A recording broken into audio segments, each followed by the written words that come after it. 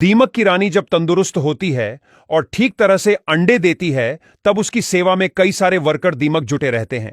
लेकिन जैसे ही दीमक रानी अंडे देना बंद करती है, तो वर्कर दीमक उसको खाना देना बंद कर देते हैं और उसको भूखा ही मार दिया जाता है। लेकिन ऐसा क्यों? जिस रानी ने सबको जीवन दिया, उस रानी को मौत की सजा क्यों दी जाती है? चलिए दीमक की दुनिया की यह अद्भुत बात को जानते हैं, जो आपको बेहद रोचक लगेगी। बात कुछ यहां से शुरू होती है कि दीमक की कॉलोनी में एक रानी दीमक होती है, जिसका कद मोटा और भद्दा होता है। यह रानी की लंबाई 2 इंच से भी ज्यादा होती है और रानी एक विशेष कमरे में ही रहती है, जो बड़ा और गोल होता है। फिर भी यह रानी दीमक पूरी कॉलोनी की मां होती है और सब दीमक उसकी दिन रात सेवा करते रहते हैं। आमतौर पर कॉलोनी की दूसरी दीमक 1 से 2 साल तक जीवित रहती है, जबकि रानी दीमक आमतौर पर 15 से 20 साल तक जीवित रहती है और उसका सिर्फ एक ही उद्देश्य होता है, दिन रात अंडे देना। इस रानी दीमक के साथ राजा दीमक भी सदा उसके साथ रहता है, लेकिन वह रानी से साइज में थोड़ा छोटा होता है और उसका मुख्य काम रानी के साथ मिलन करना होता है।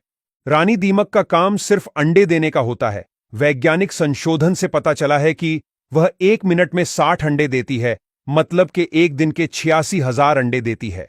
जरा सोचिए, पूरे 15 साल के दौरान यह रानी कितने अंडे देती होगी। रानी दीमक के दिए हुए अंडों को वर्कर दीमक साफ करती है और दूसरे कमरे में जाकर रख देती है। यह कमरा खास अंडों के लिए ही बना होता है और अंडों से बच्चे बाहर आने में 30 दिन से लेकर 90 दिनों तक का समय लग सकता है। क्या आपको पता है, रानी दीमक का मुंह इतना छोटा होता है कि ठीक से दिखता भी नहीं, और रानी दीमक खुद से खाना तक नहीं खा सकती। कभी कभी रानी दीमक को खाना भी उसकी सेविकाएं खिलाती है और सेविकाओं हर वक्त रानी दीमक की सेवा में ही लगी रहती है। वह रानी को खाना खिलाती है, उसकी मालिश करती है और रानी दीमक की सब जरूरियातों का ख्याल रखती है। दीमक के बच्चे जब अंडों से बाहर आते हैं, तब उसे निम्फ्स कहा जाता है। ये नन्हे निम्फ्स दिखने में बड़े दीमकों जैसे ही होते हैं, बस आकार में छोटे होते हैं। शुरुआत में ये सभी निम्फ्स एक जैसे ही होते हैं, लेकिन उनका भविष्य इस बात पर निर्भर करता है कि उन्हें क्या खिलाया जाता है। यह निम्फ्स अपने खुराक के हिसाब से वह रानी, राजा, वर्कर या सैनिक दीमक बनते हैं।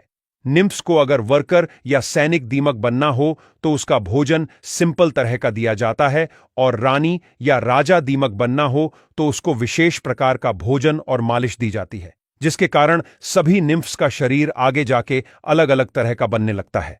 अगर रानी दीमक बीमार हो जाती है या ठीक तरह से अंडे नहीं देती, तब सेविकाएं इस स्थिति को समझती हैं और तुरंत हरकत में आ जाती हैं। वे रानी को विशेष भोजन देने लगती हैं ताकि वह फिर से अधिक अंडे देने लगे।